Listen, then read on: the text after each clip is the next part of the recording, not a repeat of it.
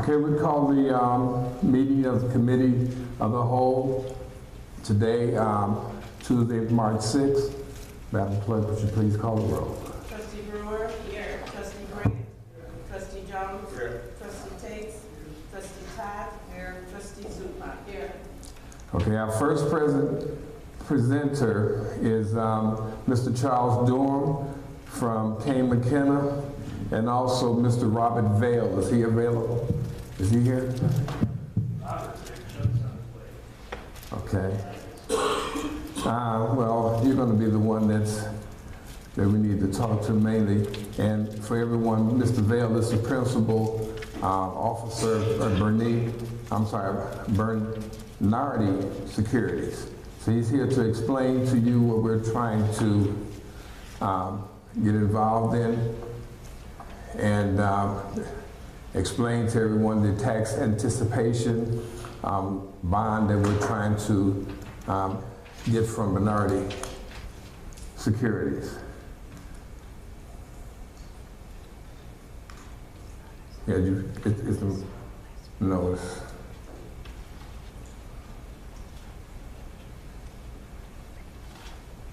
Okay, now it's on. It's on, but okay. Is that better? Yeah. Okay. Go ahead. Okay. Well, good evening. I'm the Mayor mentioned, I'm Bob Vale with Bernardi Securities. We have underwritten bond issues for the village in the past, I think going all the way back to right around 1999 or 2000.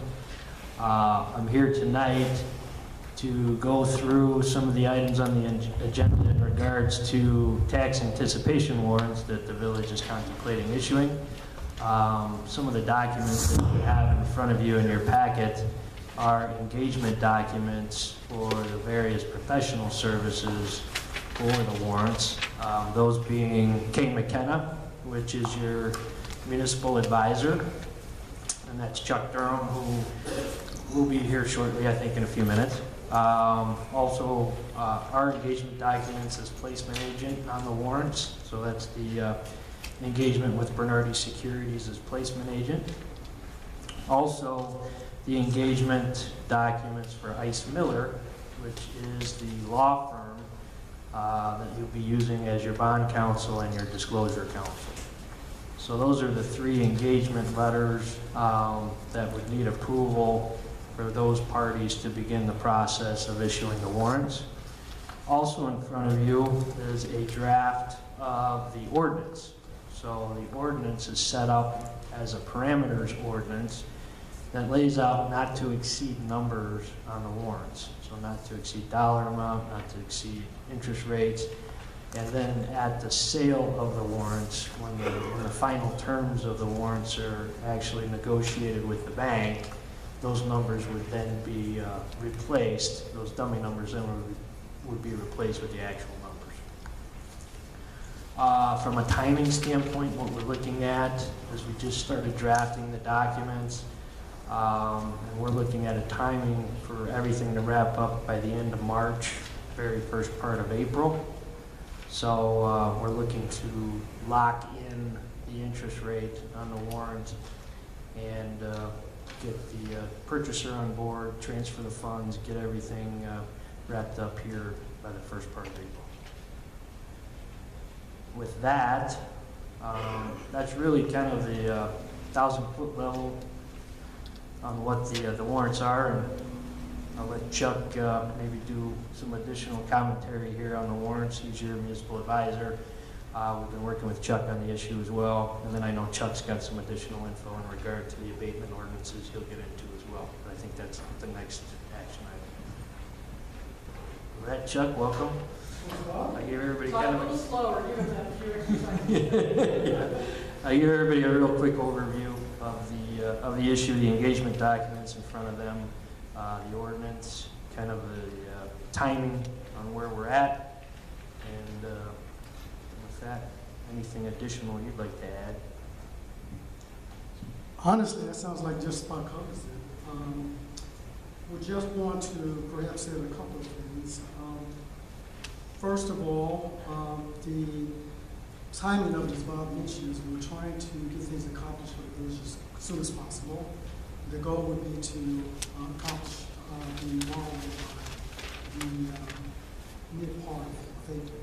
So it's a very fast pace, and we understand it's pretty critical that we get that done, and the team understands that. The other thing I want to emphasize, in addition to the proposed amount of the issue of $550,000, which would be the maximum that it could be. Oh, sorry about that. In addition to the maximum amount of $550,000, which is the most the issue could be, within that would be included the cost of issuance. So we put together a professional team that has committed to the village that we will get this done with expenses below $30,000, which is a very aggressive bid for services for an issue of this nature. But we committed that to the mayor, and we were prepared to follow through on that. Bob, I don't know if there was anything else signed, perhaps?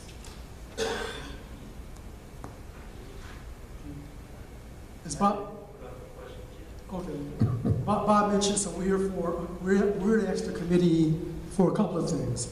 First of all, you have in your package engagements letters from our firm, Cayman Capital, Bob's firm, Bernardi Security, and also from Ice Miller, which is a legal firm. The roles would be that our role, and we played this role for the village before, would be as your municipal advisor, so that our role in this would be to advise you that the deal that's being placed on the market is a reasonable deal, and something that either you should or shouldn't do. It would be our role to do those recommendations. Bernardi Security, who Bob represents, would be the village's placement agent. They would be responsible for finding the investor to buy the warrants and provide the village with the funds. Ice Miller would serve a dual role. They would be both bond counsel and disclosure counsel, which are both important roles with respect to any security issue. Okay. There would be, Ice Miller would be both bond counsel and disclosure counsel, which is a very important role to get any issuance done and necessary under federal rules and guidelines of the SEC, as well as IRS, to make sure that the issuance is tax exempt so that you will get the lowest possible cost for borrowing the funds. With that, I think I would like to just open it up for questions for Bob and myself. Okay, any trustee has any questions for Mr. Durham?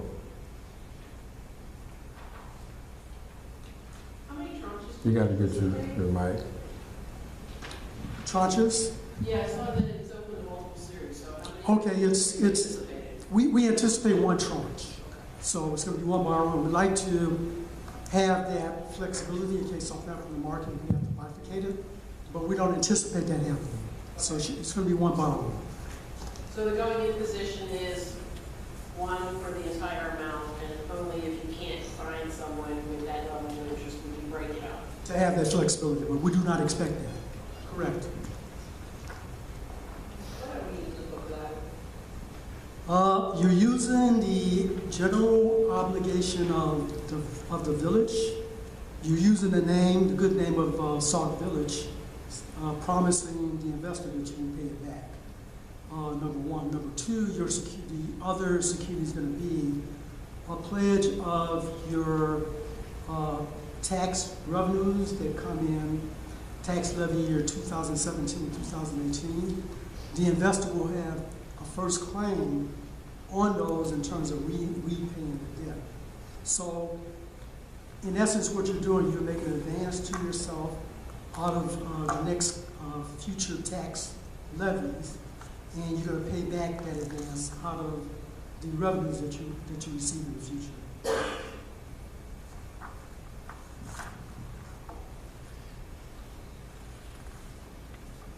Any other questions? Also, could you explain that it would not be due all at one time? Yes. What we're proposing that you consider is 2 payments back to the investor. with the first installment being due the fall of 2018, the second installment being due in the spring of 2019. That is being recommended to provide you with flexibility in your future cash flow.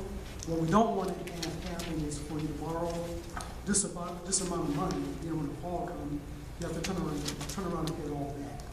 So we're basically recommending that you pay 50% in the fall of 2018 and the other 50% in the spring of 2019.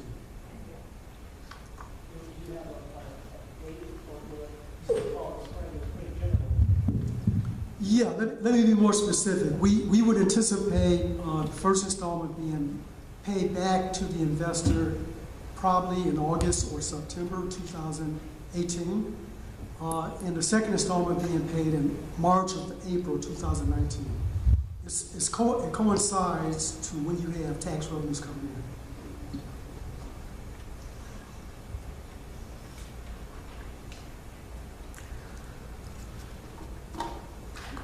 Okay, so what you're asking, this is what I wanted to make sure that we are voting on to go forth with this, and once you find someone, quite naturally we will come back, and the terms may or may not change. I don't think they should be, but we're just getting a vote, put it on the, and vote on it next week that we go forth with this, and quite naturally before we sign anything, that it'll be brought back to the board. But it's yeah, well.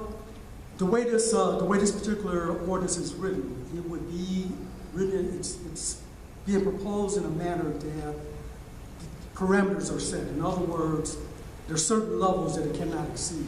okay. So what this board would be saying then is, as long as you don't exceed those levels, and we expect under all of them, the mayor is an authorized officer of the village. He is authorized to go ahead and sign the deal. The reason that's important is for speed, to get it done quickly. However, if the board is comfortable, once we have the terms settled, we'd be happy to come back and present those terms to the village board. But again, for expediency, this would be authorized. Yeah, and that makes sense because it may be in between a time that we may have to wait another 2 weeks, and once we get the okay that they're ready to do this, I don't want to wait any longer with that. That makes sense. Yeah, I think, and sorry, I'm gonna rely on a really dusty memory, only because I was clerk when we did an issuance of a previous bond, that it's the one vote, we approve it. If we proceed, then you go ahead and act on our behalf, and then they do all their work, and then there's a sense of urgency when we get to closing, because that's when all the official documents with the real terms have to be certified and turned around and filed with all the appropriate agencies. Okay. Thank you, Trustee. That's absolutely right. Any other questions?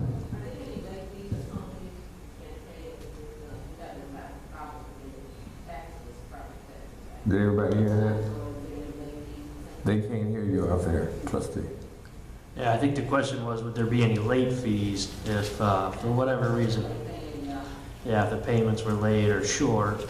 And that's why we're structuring the issue the way we are, so it's split up 50-50 and coinciding after the tax collections come back to the village with a number that's relatively low compared to what the village is collecting in property taxes.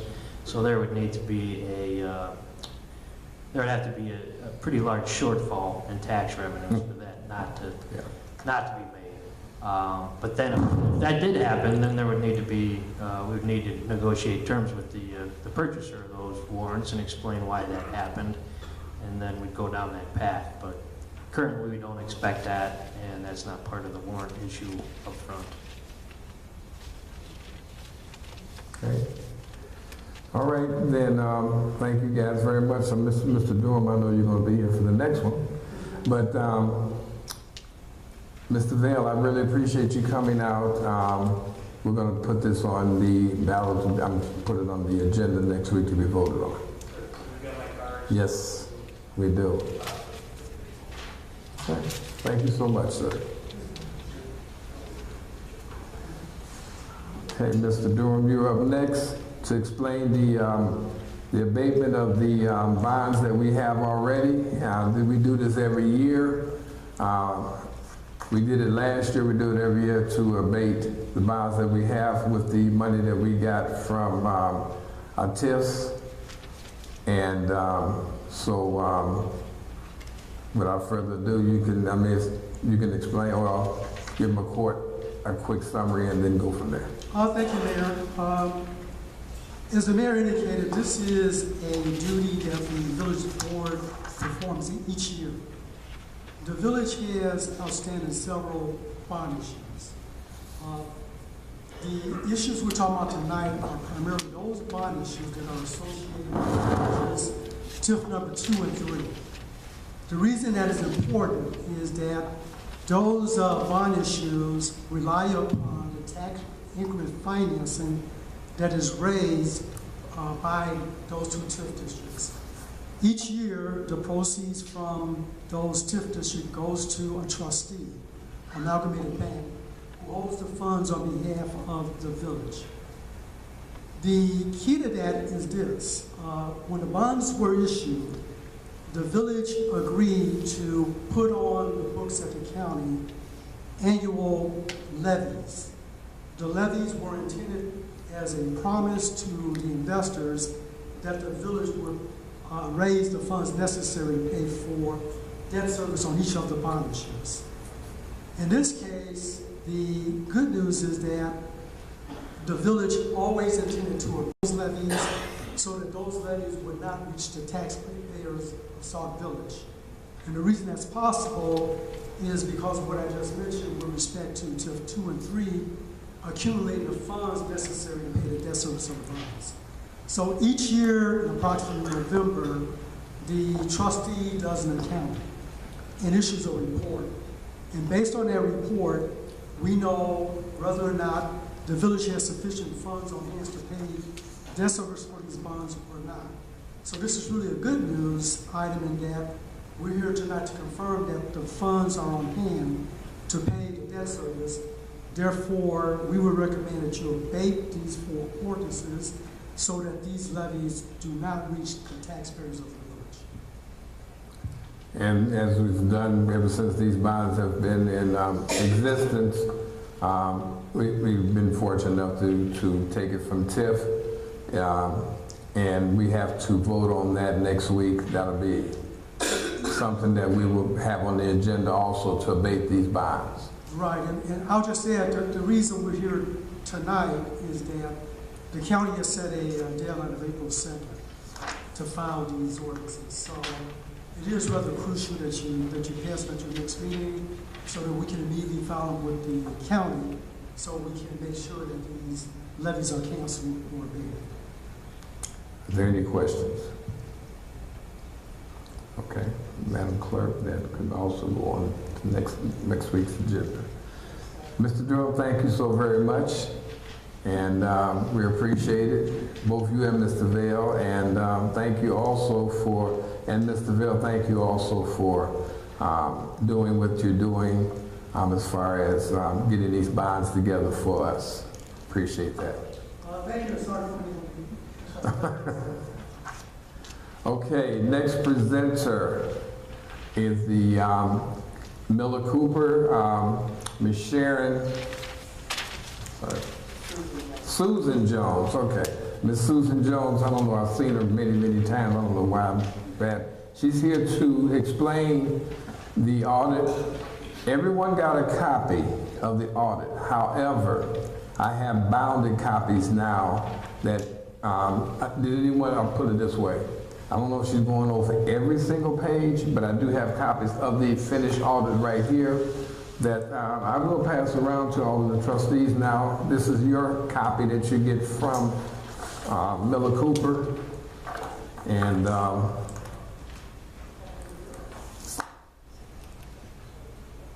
okay. You got it? Okay. Like I said before, you got a copy before. These are the finished products, and she's going to go over a few things. And that also, we would have to put this on the agenda next week to accept the audit. Okay. Good evening, everybody. Can you? What? I know I don't want everybody to start howling at you because they don't hear you. She may not want to be able to. Okay, so there's 3 deliverables that we issue as part of the whole audit process. As the mayor mentioned, is the bound audited financial statements, and then 2 letters. One of the letters is our required communications to the trustees, and then another letter is a recommendation letter on best practices in improving controls. I'm going to go through the audit report first, and that's the blue bound document.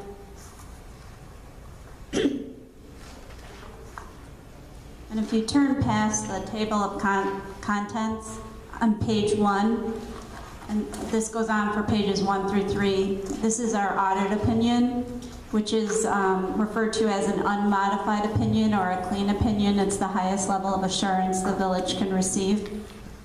There's a couple things that I do want to point out in the opinion. On the second page, there was a restatement at the beginning of the year, accounts payable balances that increased fund balance of the village. And then the other thing I wanted to point out in the opinion is this year, management put together a management's discussion and analysis in MD&A. Historically, they've excluded that from the audit report, and because of that, there was always an extra opinion, an extra paragraph saying that's a requirement and it was excluded. But this year, management did in fact put that together, and that's on pages 4 through 13 of the report. Again, this management's discussion and analysis is really like the cliff notes of the financial report. It goes through all the significant funds, changes from the prior year. And given the report is extensive, it's over 100 pages, this is a good, summary if you wanted to go through. So past management's discussion and analysis is page 14, the statement of net position. On a combined basis, there's a net deficit of $13.6 million at the end of April 30th, 2017. There's positive net position in the business type activities, which is the sewer and the water funds. And then the governmental activities, there's a net deficit of about $20 million. The statement of net position is what's referred to on a full accrual basis, and that means all the long-term assets and liabilities of the village are included on this statement. Turning to the next page is the statement of activities, which shows all the total revenues and expenses of the village. Total revenues were about $17.1 million, and total expenses for fiscal year 17 was about $12.1 million. Overall, if you look at page 16, there was an overall increase in net position government-wide of about $4.9 million, so $4,952,612. Turning to page 17 and 18, page 17 is what's referred to as the balance sheet or the governmental funds. So this is presented on a modified accrual basis. So all the long-term assets of the village and long-term debt of the village are excluded. This is more of what you see on an interim basis. It's more of a cash basis. But on a combined basis, fund balance of all the governmental funds was $11,564,992.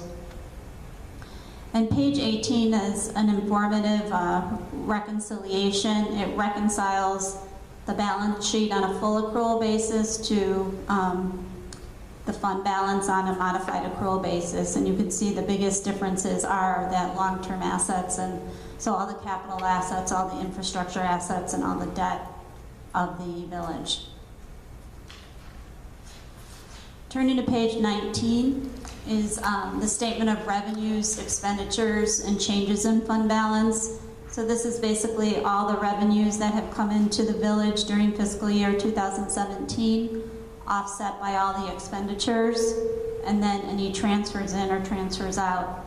So on a combined fund balance, there was an increase of about $859,000. At the end of the year, again, fund balance on a combined basis is about $11.6 million. On page 21 and 22, this shows just the balance sheet and the revenues and expenses of the water and sewer fund. The columns to the right tie up to the statement of activities and the statement of position on the statements that we went through. This just shows a little bit more detail of the activity going through the water and the sewer fund. As you can see on page 22, there was an increase in net position on a combined water sewer fund basis of about $3.5 million during fiscal year 2017.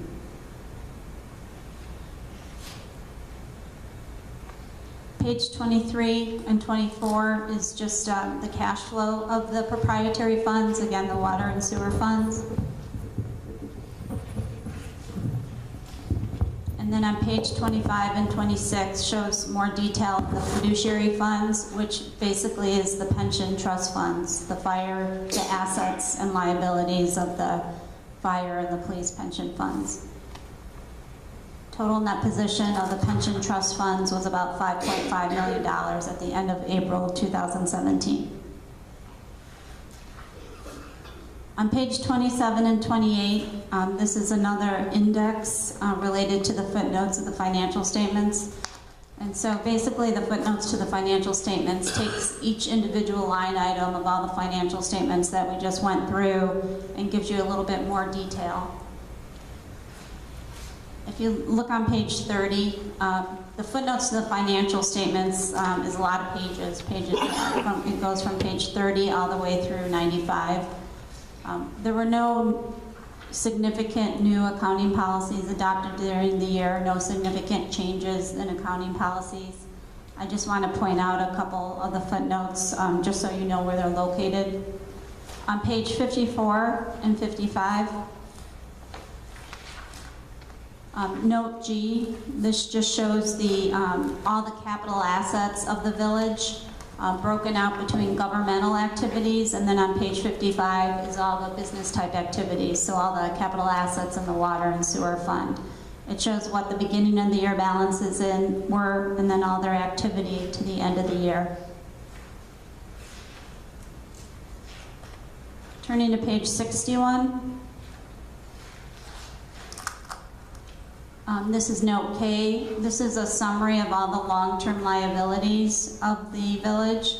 Again, it's broken out between governmental activities at the top, as well as proprietary or the water or sewer fund liabilities on the bottom. And it breaks out all the different bond issues and all the different types of long-term debt. One thing I wanted to point out is on the bottom of page 61 is the Illinois EPA loan started the year with a balance of about $4.2 million. A majority of that was forgiven, so the village didn't have to pay about $3.3 million because it was forgiven. So the ending balance is $866,000. And there's more detail over the next several pages related to the different types of issues and the descriptions related to that. Turning to page 70, note O. This just discloses all the individual fund balances of the village that had a deficit balance. So it lists out the general fund had a deficit fund balance of about $1.8 million at the end of the year. And then note P goes on for several pages, and that discloses all the information related to the various pension liabilities of the village. So all the liabilities related to IMRF, the police, and the fire pension.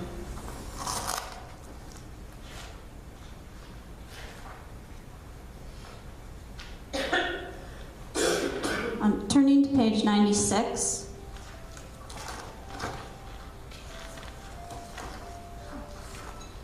This is another section of the report called Required Supplemental Information. This goes into a deeper dive On the next several pages, this information is required by auditing standards to be included in the report. And it shows all the detailed information related to the IMRF pension fund. As you can see at the bottom of page 96, the IMRF pension liability is about 91% funded. IMRF does a good job over the years of, keeping that plan funded.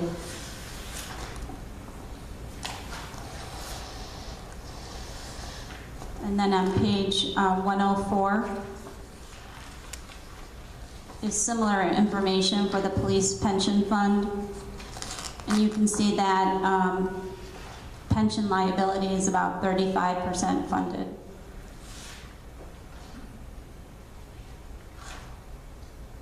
The last section of the report that I just wanted to show you starts on page 109. It's just additional information.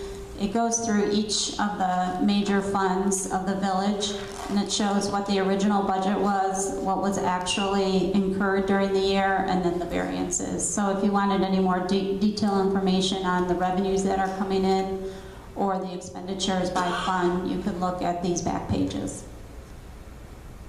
Does anybody have any questions on the financial statements before I move on to the letters?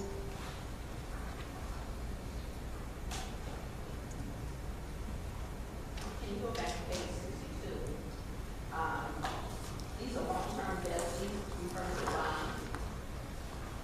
And the dollar amount we have set, is that the balance on these bonds? You're in my place. Page 62. Can you explain what's going on with page 62? Sure. So on page 62, if you look actually on page 63, there's a total of $30,411,367. Those are all the village's total alternate revenue bonds. And so page 62 is basically listing out each of the individual bond series, some summary information on when they're due, the annual debt service payments, and basically what's outstanding at the end of the year for each of those issues. That 30 million ties to page 61, which is a summary. If you look at the fourth column over at the top, you can see alternate revenue bonds, 30,411,367. And so basically that's what the next couple pages after that summary schedule do, is just gives more information on the individual type of bond issues and the interest rates.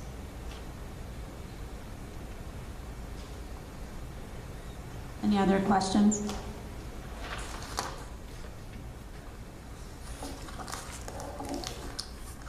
So the next letter I'd like to go through is just our required communications letter.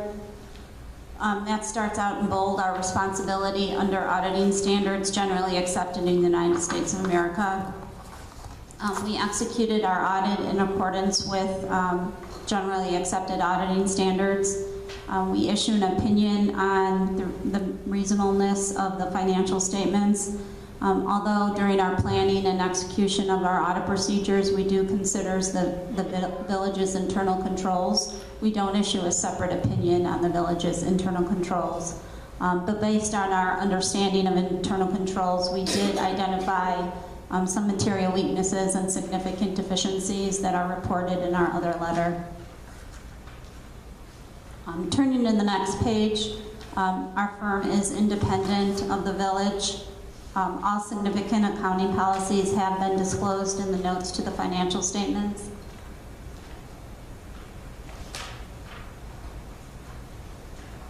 Turning to page 3, there's a series of GASB statements listed out here on pages 3 and 4.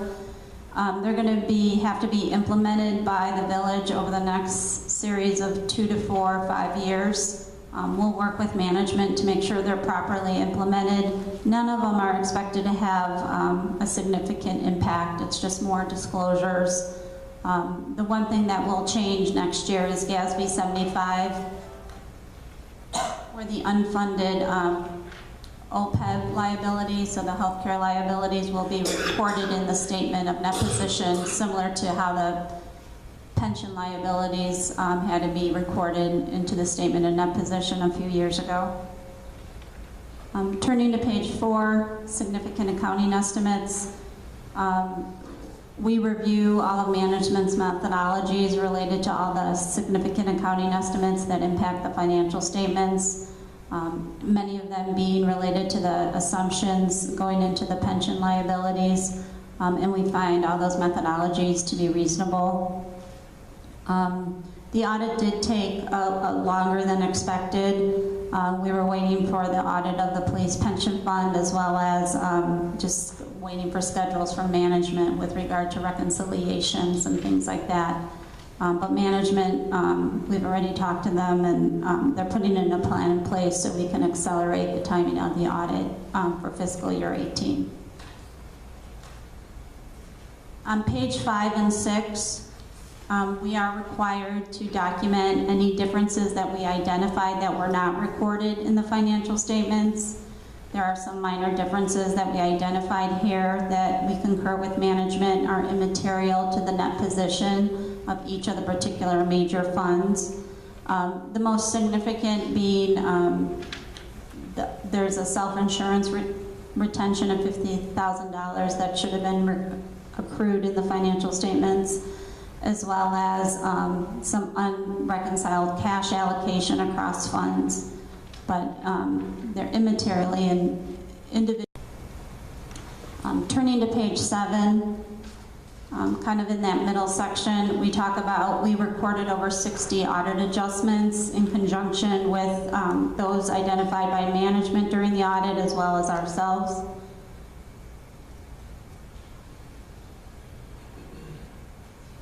And we had no disagreements with management, and that really discloses all the information that I'm required to go through with you per auditing standards. The next letter that I want to go through at a high level is our management letter. We discussed the management letter in detail with the mayor and the treasurer, as well as the finance director.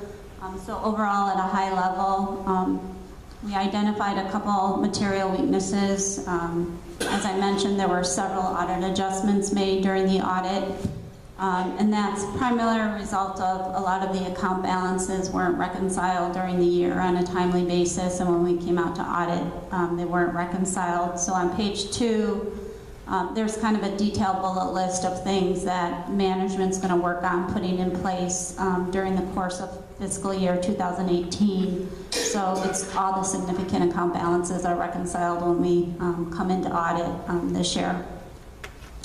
The other item relates to the lack of segregation of duties.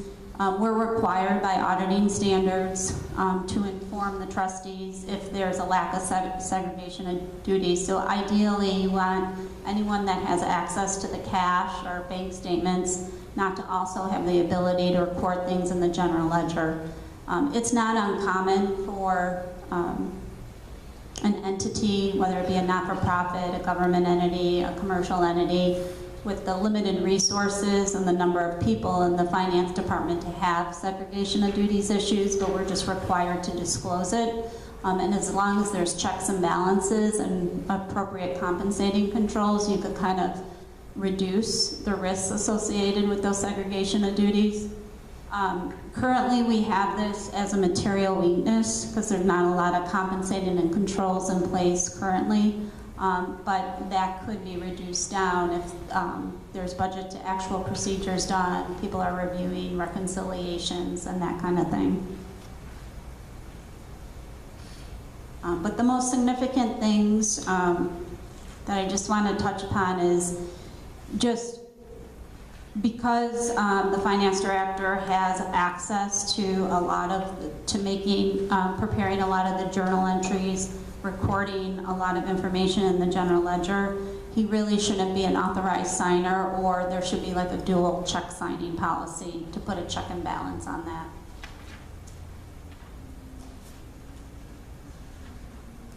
And then the last item that I want to show, go through is on page 8. This is more of just a best practice recommendation. It relates to technology and data security. As we go out and execute all our audits, whether that be for governments or not-for-profits or real estate entities, all these phishing scams are becoming more and more sophisticated, and these scammers are intercepting emails from like the mayor or the finance director, like they know when people are on vacation. So you just got to be very cognizant of your IT security, and you can't just look at it once a year. You need to make sure people are following the policies and procedures related to passwords and what they click on, and they're knowledgeable, because it is costing money to all sorts of entities related to these phishing scams. And I always like to inform everybody, if you have any questions throughout the year for us, not just at audit time, to feel free to give us a call. That concludes my formal presentation. Are there any questions from trustees?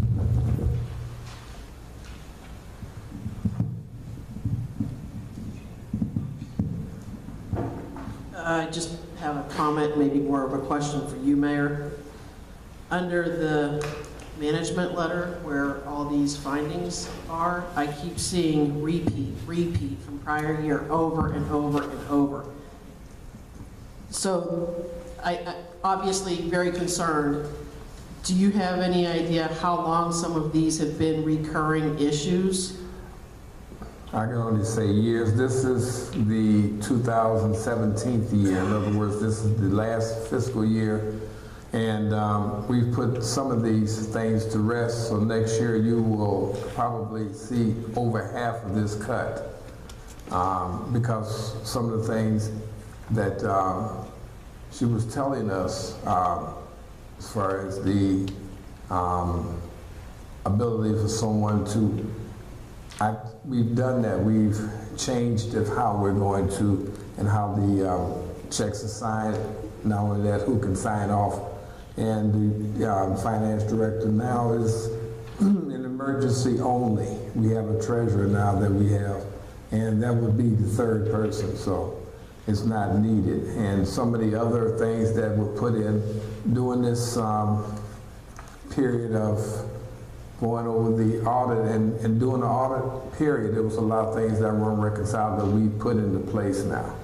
So there were some things that was, like you just stated, over and over and over, and we looked at that and we found out what we need to do to change that. So next year, a lot of these will not be in there.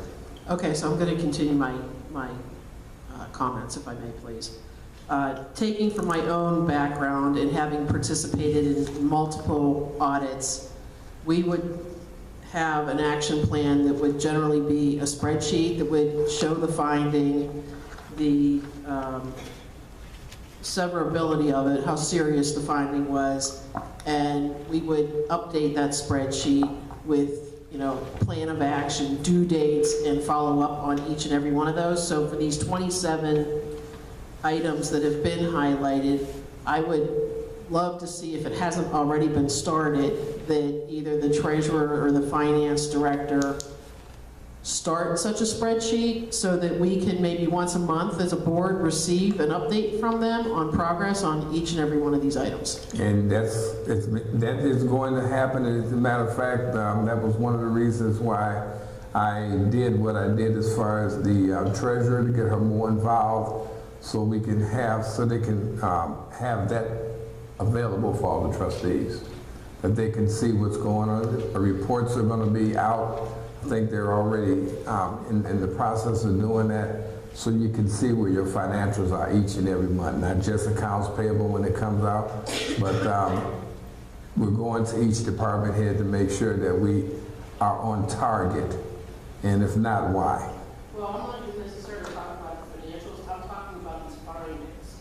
The treasurer has started. Yes, that's what I was saying. I've started that already. So as we were going through this audit, there was a lot of things that drew a lot of red flags, and I wanted to know why we didn't do this prior. So rather than that, moving forward, we're going to actually do this now. Trustee, to your point, we did put together a spreadsheet, and for each deficiency or weakness, we did put together assign a person and a team, and we will like handle these on a one-by-one basis going forward. I do have a question though on some of the new findings that were not a repeat from last year. Is it just a new finding because it's a new finding, or did we actually just get worse this fiscal year versus the previous fiscal year? For example, I was looking at number, sorry about that. Like for example, 14, personnel files. For number 10, bank reconciliations. So I think those are the new ones. It's not necessarily that you got worse, but maybe the sample that we tested, we found an error, and we brought it to your attention to clean up. Also, can you turn to page 61 in the book? Did you say 61? 61. So for the alternate revenue bonds, for the balance of April 30th, 30,411,367.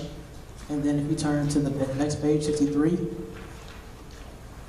we are at 30,611,367. So I think there's a typo somewhere towards the bottom. This one. Adds 200,000, so 30,611,367. Mm-hmm. And then it's 30,411,367 on the other page. Oh, I'm sorry. I apologize. Gotcha. Yeah, because those are different type of bonds, so it's just a subtotal. Gotcha.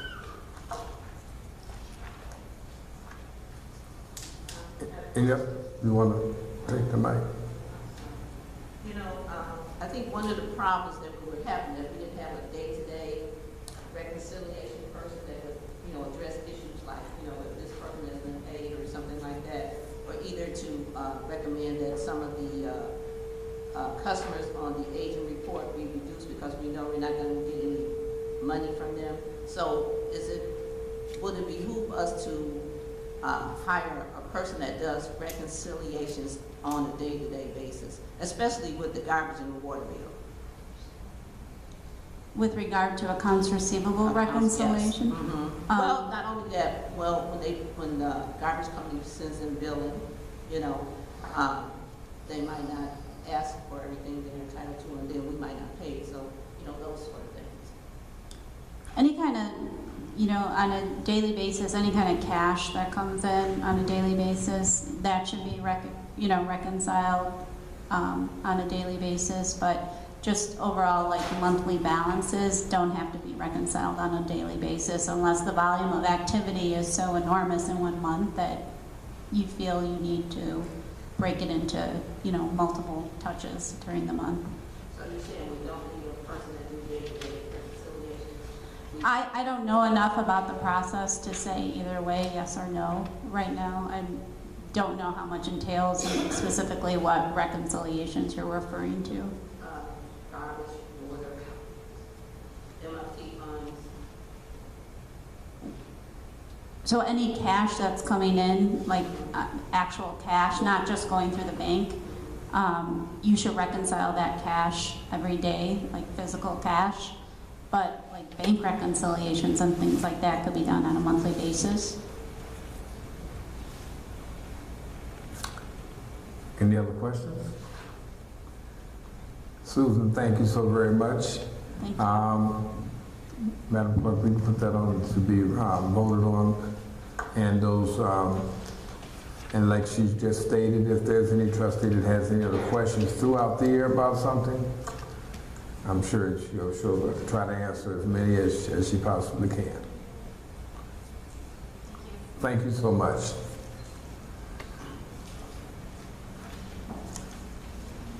The next presenter is Ms. Janet Robinson from Oil O'Joy. It's a nonprofit domestic violence community organization located right here in Sauk Village.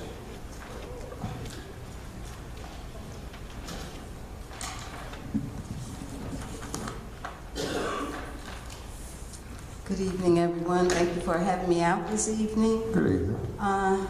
As Mayor stated, my name is Janet Robinson, and I am the founder and administrator for Ola Joy House. We are a 501c3 domestic violence organization, and we provide a community response to domestic violence. I am state board certified as a domestic violence professional, as well as a partner abuse intervention professional. As we know, we hear about domestic violence all of the time. Just recently we heard about on the news where a young man killed his parents. Domestic violence is typically with an intimate partner, but it also includes family and household members as well, and children. 1 out of 4 women are victims of domestic violence.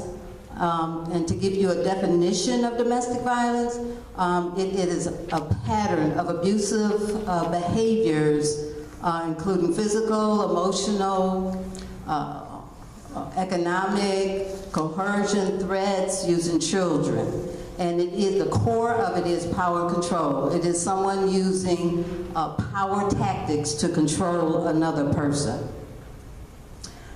It also includes the cycle of violence. Many women stay in those situations because of the cycle of violence. Each victim's cycle is different, and what I mean by that is her abuse may happen maybe on the weekend when her partner has been drinking, or the abusive episode may happen, I had one client, abusive episode happened in spring and summer because her partner wanted to run the streets, so that's when she experienced it. Some women experience it daily. And so because of that, with that cycle, you have the abusive episode, you also have the what we call the honeymoon stage or the reconciliation stage and the tension building stage.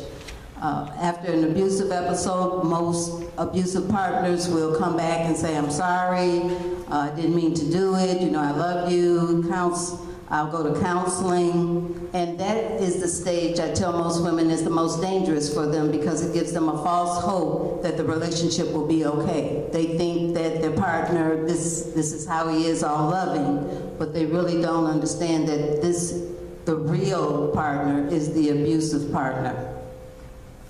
I've given you some packets. I see you looking through them. There is a power and control wheel which lists some of the abusive behaviors that I just spoke of. Ola Joy House, we've been in existence. We were established in 2005. We moved to Sauk Village in 2013. We provide counseling, individual and group counseling to victims of domestic violence. Typically, our clients are women, but we do know that there are male victims as well. Most male victims won't come forward because of shame, because they are male. But they are victims, can be victims as well. So we provide group and individual counseling. We have a hotline for women to call in. And then also we provide computer literacy to help women with their resumes, and then also to provide interviewing skills as well.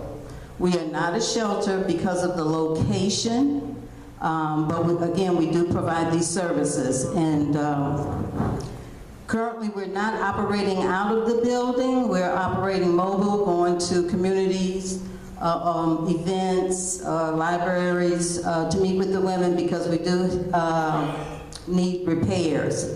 Because we are 501c3, our main funding was from a large church in Chicago, and a couple of years ago they pulled back that funding. So most of our funding comes from personal donations as well as fundraisers that we may hold. We provide training, workshops. We do go to the workplaces, different communities to provide information and training for staff and professionals who work with high-risk women and children.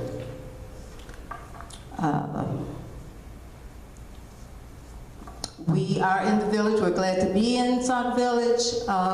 We do need some assistance so that we can provide even more assistance to women that may be enduring or in that type of situation. Are there any questions? Anybody have any questions in regards to what was just explained? You said you need assistance. I always antennas go up when that happens. So could you kind of let me know what does that mean? Well, as I stated, that we have needed repairs. We have some electrical repairs that need to be made in the building and roofing at this time. So whatever assistance, referrals, or and even perhaps a location that we can assist women or meet women, that would be helpful to us as well. And I'm sorry, where are you located? You talked about all the repairs. Because for safety reasons, for victims, I don't want. I can give you personally the address, but I don't want to disclose it because it is a safe house, a safe location. Just like And- a shelter. Correct. Not a. It's strictly for meetings, counseling, you come and go, but do not stay. Correct. Correct. Correct. And at the time of their appointment, it's not walk-in, so they do need to make an appointment. So at the time of the appointment, the location would be disclosed to them at that time. Okay. The reason I'm asking, I know you're talking about the maintenance of the building and things, but as far as getting the word out, once it's in the village. That's great. And the next one we have, I'm going to ask you to come and then you can explain it to them. Wonderful. So we can get the word out to that. But back, as far as the building maintenance, I don't know what we could do because I don't have anybody that does that and able to, but there may be grants. If that's something that you're looking for, and you say you're for 501c3? Yes, we are. Okay, then maybe, you know, if you want to, I also talk to the businesses on a regular basis. Okay. And the next time we do that, maybe you might want to come and present that to them and let them know this is what you have, and maybe you can talk to some of those. But we don't have anything that we can donate or give money to as a village. But that would have to come from the private sector. But like I said before, we can put that out there for you, have you come to different things and let them hear what you have to offer and see what they can do that way. That would be great, absolutely. And hopefully donations will come in through those areas. Well, that's what everything runs on, you know. But unfortunately, we as a village cannot, because the line would be outside down the street. Oh, I totally understand. Oh, yeah. Does anyone else have any other questions? Okay. Thank you so much for your time. Thank you, Ms. Robinson, and I appreciate it. And I'm sure you'll be getting in touch with me also. And like I stated before, I'll be getting in touch with you to let you know some of the activities that are going on. We also have a national nights out, have a lot of different things that you can come and you can have a table and let people know and be aware of what you have to offer. Okay, thank you. Okay, the next presenter. Discussions of grant resolutions, Mr. Joe Wizawati. A resolution authorizing and directing the submission of an application to the Cook County Illinois requesting the funds with the Invest in Cook grant funds. Good evening, everybody. I'm going to pass it out. There was an error on the first page of the resolution, which you guys have. Oh. So it's been fixed. In your packet, the fifth whereas was removed. That's the only change. The application as Exhibit A is not completed yet, but it will be completed for your packet for next week.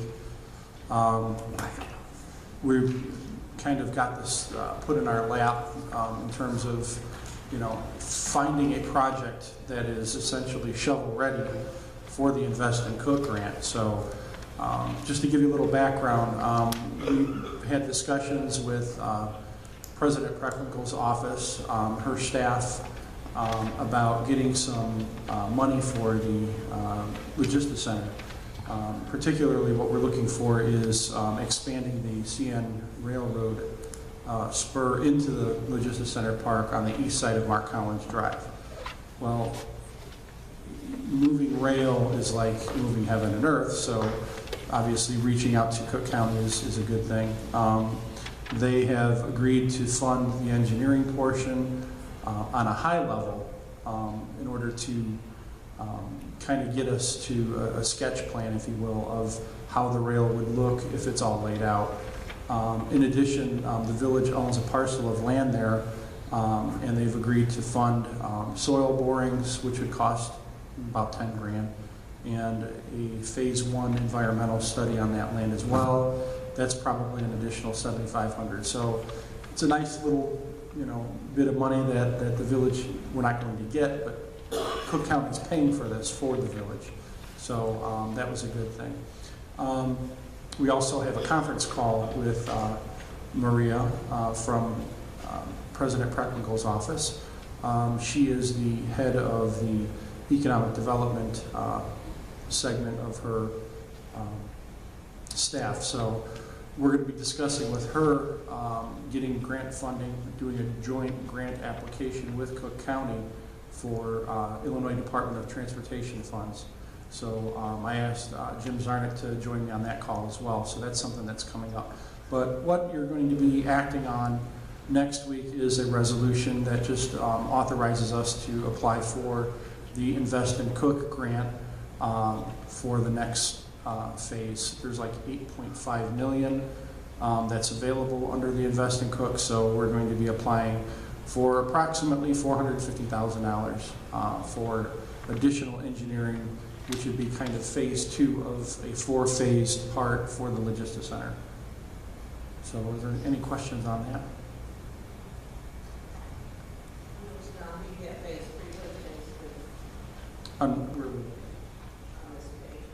Oh, at the grant application? Okay. Under the grant application, basically, it's a 3-phase process in terms of the engineering to construction. We're kind of already started in a preliminary first phase with Cook County in that we're trying to get the preliminary engineering done. Phase 1 would be the engineering. The estimate that was provided to us by our engineer was about $200,000. Phase 2 included additional engineering as well as permits and procurement, if you will. In that phase 2, that would be $250,000. So we're applying for $450,000. The estimated project cost of $2.45 million. So where does the other $2 million come in? That's where we're going to be applying for the other grant in conjunction with Cook County. They actually approached us and said, hey, why don't we do this?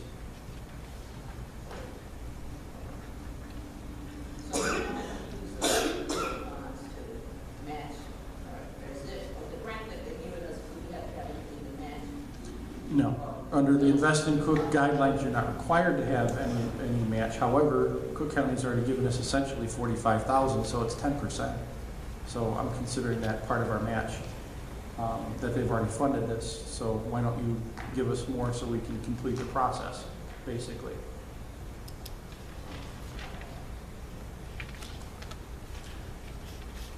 But yeah, the grant application will be completed and in your packets for the final approval of the resolution. So we actually have to. No, we're only asking for $450,000 under this. What we'll be pursuing for the rail expansion would be through Cook County in conjunction with that, the joint application, yeah. So none of that's city money or anything is going to be grant. Nope, the money that we would be getting through this would be all grant money, 100%. What's that? We'll do what we can do. I mean, and that's a very good question. If they only say, well, we'll give you 200, well, then we'll get phase 1 done. And then when we get the grant money application done, we'll be looking at Cook County saying, hey, we got to finish this up. So either their staff will probably jump in at that point to make sure that we get the process done, but this will show a good effort toward that Illinois Department of Transportation grant, which that's a tough grant. That is a tough grant to get. So, you know, if we do get to the point where we do submit it, you know, it's going to be very competitive. So with Cook County backing us, that would be a good thing. I just want to say, if you go to other communities, and there's one right next door that's Chicago Heights, you may see a sign that's posted out there that they show, once they do this, that they've invested. In other words, this project was part of investing in Cook funds, and they do put signs up. So what we're trying to do, and hopefully that we will do, is get this grant, and they can put any sign they want to up there, but that's something that they like to, they being the county, wants to show that they're helping the communities right now. So that's why they do, because it is in a lot of different communities. You'll see it coming in, or you'll see a project being done, and you'll see that sign on the side that says this funds for this was presented by the investment in Cook and the grant. So it is very competitive, as he stated. And for us to get that, it will be a real good, because once you do that, just like anything else, then next year you can say, okay, we did this with this, now can we apply for that? And then see that we're trying to do something, not just have a grant and don't have anything to do with it, don't have anything that you have shovel ready or ready to make that happen. The second sentence on page 3, it says the department reserves the right to require matching funds on a sliding scale based on the practice level of economic needs. So there's a chance that the county will be asking us to match funds. I know it probably won't be with the 450, but that $2 million, might ask us to match funds. Is the second sentence? Right. In the application itself, it says the matching funds are not required, you know, in terms of the grant application.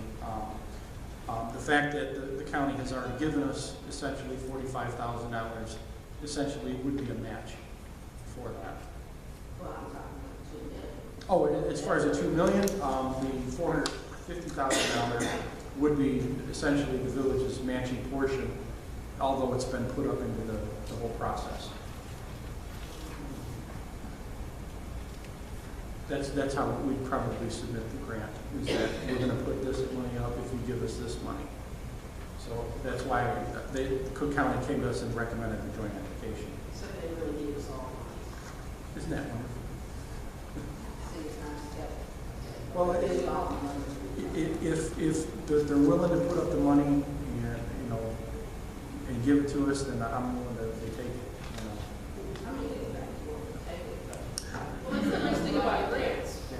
They still reserve the right to retirement funds. And They can't require that after the fact. If we're submitting the grant application as essentially where these are what we're putting up, and you know, they can't say, well, we want you to do this, and this after the fact. If we submitted it that way, they can't change the rules on us after the fact.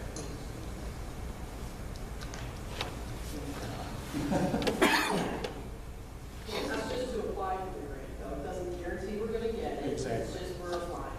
That's the nice thing about grants. You apply, you see what you can get. As much as we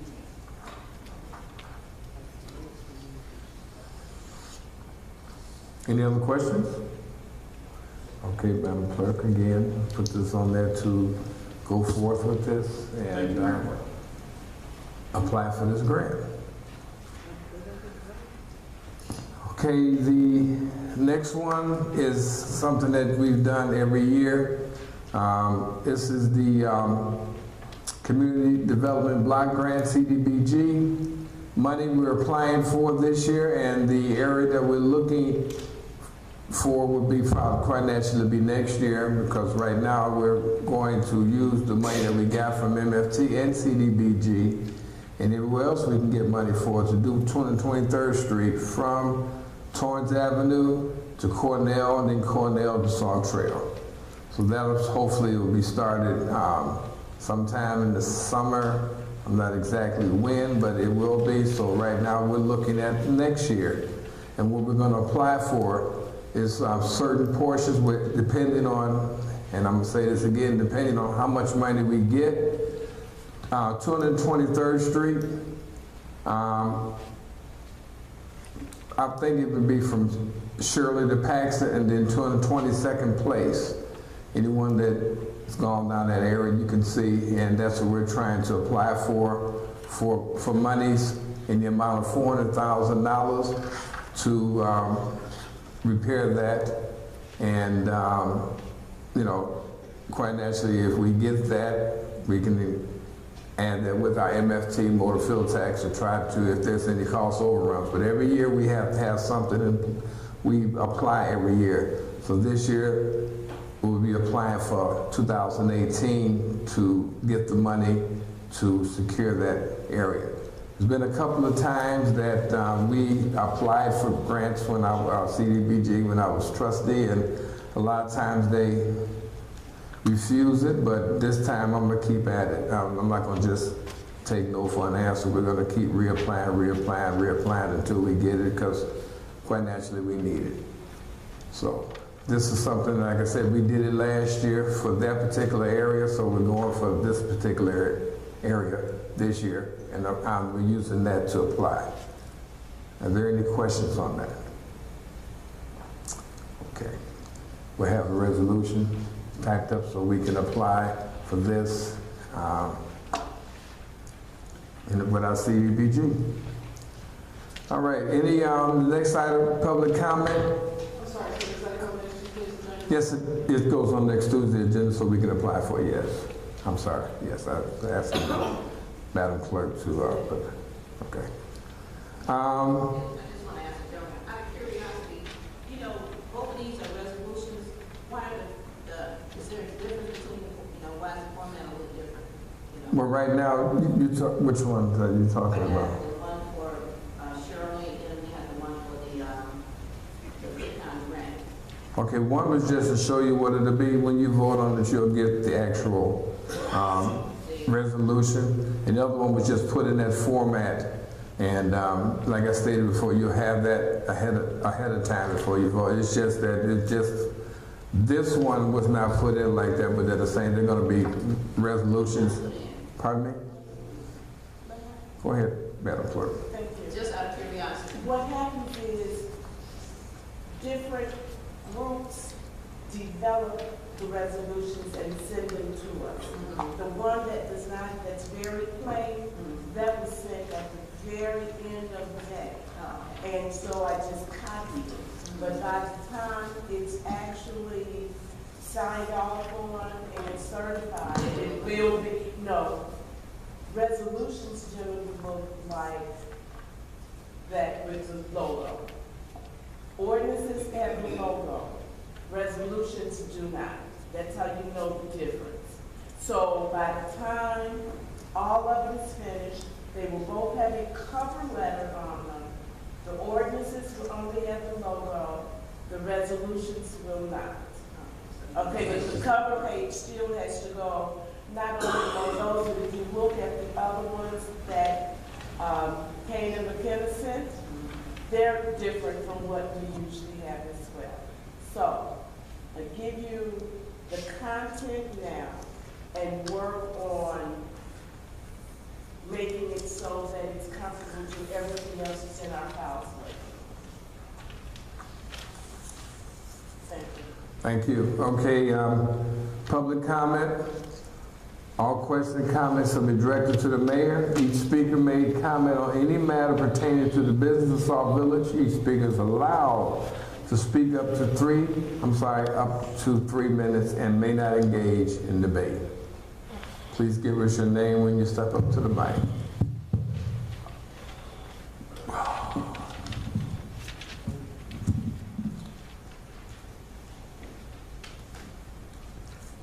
Bernadine Hopkins. This is in regard to Mr. Wizawadi's presentation. What I wanted to know was what happens if, let's say, a project is, let's say you get these grant monies and a project is partially completed. I mean, would the village be let's say, liable with regard to completing that project? Meaning that because you're applying for grant monies, it sounds iffy as to whether or not you'll get the full amounts that you're applying for.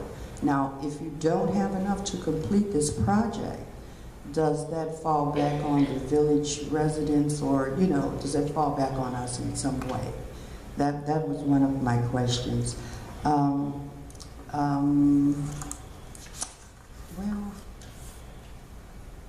the other thing was, I'm unclear.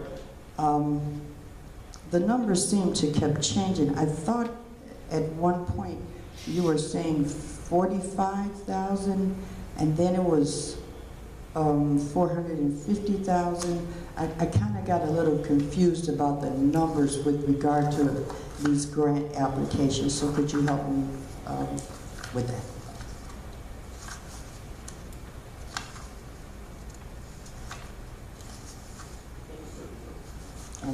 And is that it? Well, yeah, I guess. No, I'm saying, is that all the questions you have? Well, maybe I'm unclear about this aspect too. This isn't regarding that. These various proposals that are presented by various people, you all don't vote on that tonight? Do you vote on it next week or something? In other words, is there a vote involved with regard to the different presentations that were done tonight? And now I think I'm finished. Okay, first off, if I get this right, you asked about the amount of money in the grant. If the project is X amount, say for instance, get $1 million, then that project has to be augmented to fill, in other words, to whatever it is that we have. No, we don't pay the difference. No, we're not going to go out there and get the money from somewhere, and no, it's not going to come from taxpayers. For that particular project that we ask to have the grant pay for. However, if it's something that we're doing, then quite naturally it is coming from the taxpayers. As far as the amount, I think you said something like it is $400,000 that we're asking for. If we get $200,000, then we'll be able to do $200,000 worth of work. So it's not that we have to change, it has to fit to what we have. There's no bank, there's no anything that we're going to subsidize. That'll be it. So if it's that, then we may not be able to do A through Z, may do A through F or whatever. And as far as being voted on tonight is a committee meeting. Tonight is a meeting that we're discussing what we're going to bring next week. Second and fourth Tuesdays of the month is when we take care of business. That's our business meeting. We take care of the board votes on things they've heard prior to that, or anything that may come before that they heard prior to, which usually is our committee meeting. So we usually discuss everything at our committee meeting, go over questions and answers. They have a chance, have a week to look at it. If they have any questions during that week, quite naturally they need to come and ask whoever it is that's involved. Next week we'll put it on the agenda for certain things that we're voted on to be voted on. Some things may not be voted on. Some things someone may ask to have it held up or stayed until they get better clarification. That itself has to be voted on. Okay? Thank you. Wait. The clarity about the numbers, the 45,000 and the 4. Where do you see 45,000? No, I didn't say I saw anything. I don't have that. I didn't hear anything that says 45,000. No, Mr. Wizard, he said something about 45,000, and then he said something about 450,000, and that's where I said I stated I was confused, and I asked, could you clarify? In this particular resolution, it was a resolution for the amount of 450,000.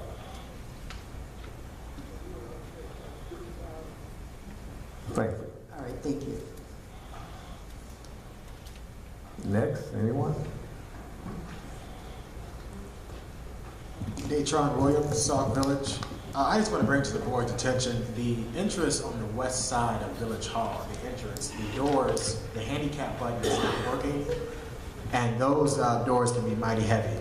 So I just want to bring to attention again, the handicap button on the west side of Village Hall is inoperable. Thank you. Thank you. Okay. We'll start with the comments from the trustees, board of trustees. We'll start with Trustee Tate. Okay, Trustee Grant. Trustee Zupan. Public Safety Committee meeting tomorrow night, 6 p.m. right here in the Rotunda. Trustee Brewer. Mr. Mayor, yesterday when I got home, I got a letter in the mail from state of Illinois indicating that I owe $143. And I asked Mohan to take a look at it. So my question is to you, because I didn't know the bill was there, my tenants didn't know the bill was there. The bill was doubled because I didn't go to court because I never got any notice. My question is to you, we need to start looking at the way we fill in residents, because it seems to me that residents are being penalized for notices they don't get. Everybody knows I don't live at that house anymore, and I don't understand why I will get a bill, and I got it in the mail, and I think they said this happened back in December, and I know there's no grass cutting in December, so I'd like to know why I got the bill and why it was double, never notified, the tenants were never notified. So this is not only my issue, it's been going along a lot with residents in the village. That's why I asked the representative from Miller to, you know, what are we doing about reconciling issues like that when we have a bill from, I guess the attorney, whoever sent the bill, and it was sent to the state, never knew about it. And that's not fair to residents. So I'd like to know what's going to be done to reconcile those kind of issues. You know, when residents come up and say they never saw the bill, I never saw the bill, I would pay the bill. You know, I don't even know what the bill is for. Mohan says it's probably for resident, but he's going to get back to me about it. But the point is being that never got notified. Never went to court because I never got notified. And it's not only me, it's other people. Okay, one thing I can tell you, if it got to the state, that means it went into debt collection. I know that. And also it was never on the agent report. Otherwise, I would have found it on the agent report. So That's agent report is not bills. That's who we owe. Agent report is the vendors that the village owes, not village customers that owe us. That's not on the agent report. But that's what the agent report is vendors that the village owes in arrears. As far as, I don't know what to tell you, how it got to that point. I can tell you if it got to the state, that means that's Mendoza. We do turn bills over if we haven't gotten it paid. I don't know what happened.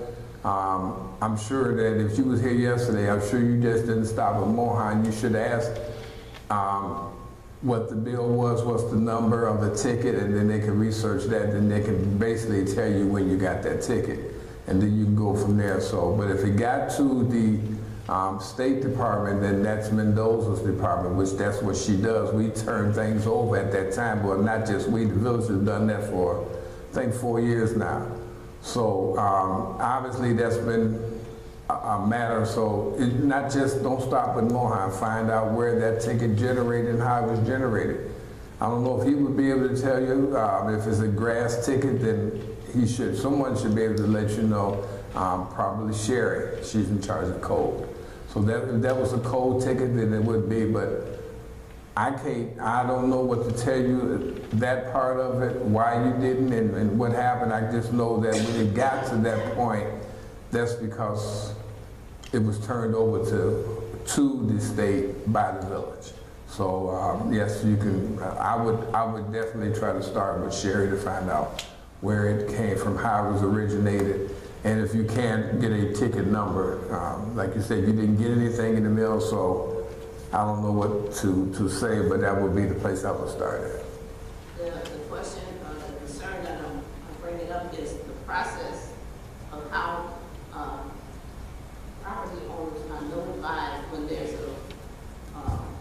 outstanding bill due. I know who I should talk to.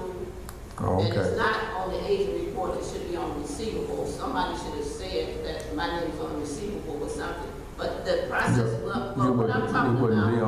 You wouldn't be on any. But the process I'm talking about is that a lot of residents come up with the same issues. They're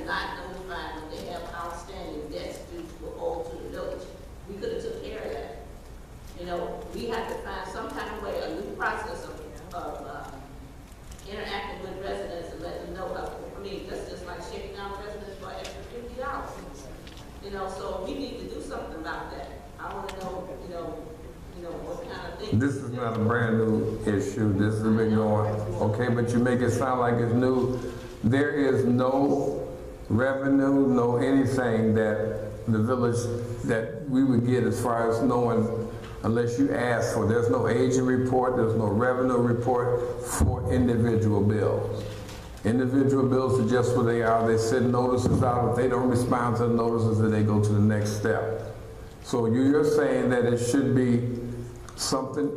I'm working on that. If you have a better idea, please let me I don't know. know what the idea is. The idea is we notified them, trustee. Well, that's not true because I never got notice. Okay, And well, my tenants never got notice.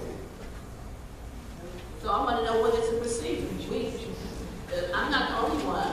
I like to know what is the process and what we're going to change because I'm not the only one. You got 10,000 people out here, and I'm quite sure a lot of people got these notices because they come up here every week and ask the same question.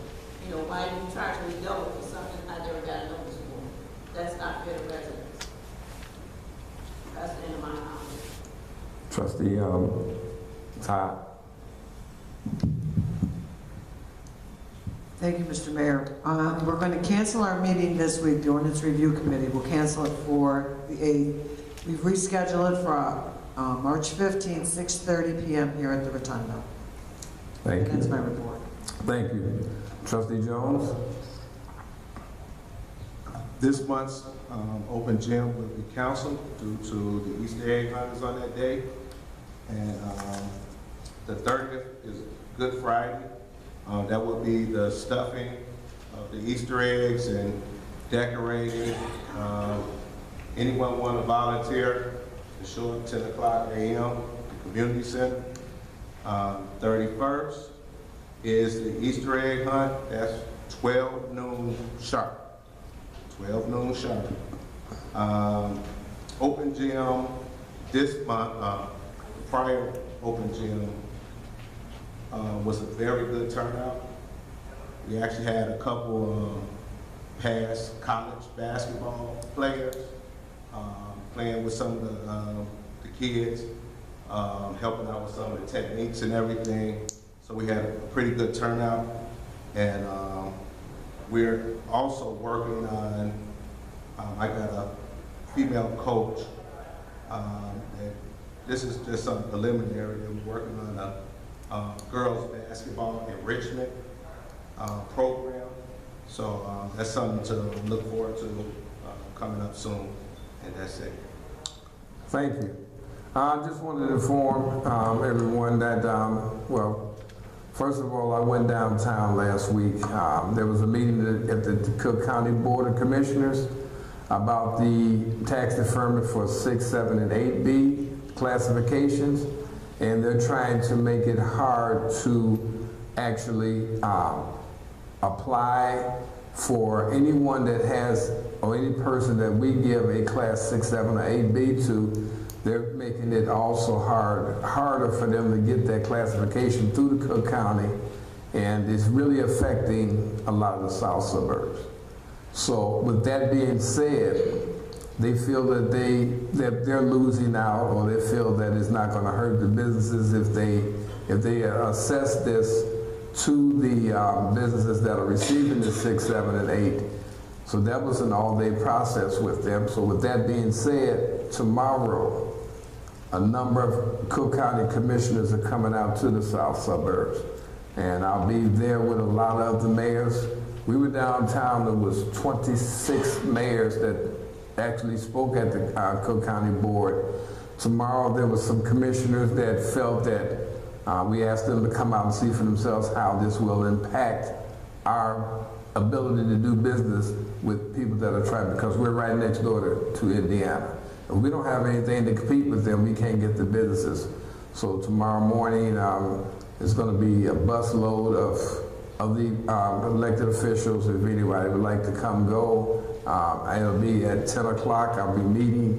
I'll meet here at the Village Hall at 9:30. We can go over it. to Linwood at 10 o'clock or 9:35, 9:40, and go from there. They're going to have a presentation. We're going to let them know exactly, and then we're going to take them out to the several areas where it's going to be impacted, that if we don't get businesses or we don't get this deferment for the businesses, we're going to lose the businesses.